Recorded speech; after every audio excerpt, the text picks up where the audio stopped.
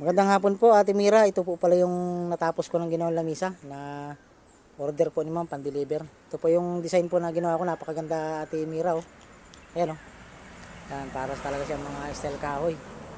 Yan po yung aking unang set po na ginawa, Ate Mira. Pakisabi na lang po pala doon, Ate Mira, sa kay Ma'am na order na ready na po yung kanyang order po. I-deliver na lang po ito. Antayin ko na lang po yung sabi po ni Ma'am na sinasabi po ninyong na-order, Ate Mira. Antayin ko na lang po yung sabi po niya na chat na lang po ninyo ako. Kung magpapadeliver po siya, yan po, okay na po. Nagawa ko na po, Ate Mira. Ayan po, napakaganda, oh. Nangingintab. Yan, oh. Buhay na buhay ang design. So, mayroon din silang mga nakausli na ganyan. Akala mo yung kahoy talaga sila. Ayan, oh. May butas pa, oh. So, hindi lang yan, Ate Mira. Mayroon pa dito.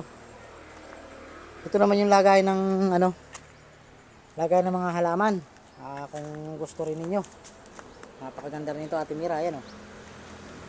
Yan po ay 500 ang isa. Napakaganda po niyan, Ate Mira. Lagayan po ng halaman yan. Pakipasa na rin po kay Ma'am. Pakisabi na rin po. May lagayan din po akong halaman. Gumagawa din po ako niyan, mga lagay ng halaman. So may butas po yan.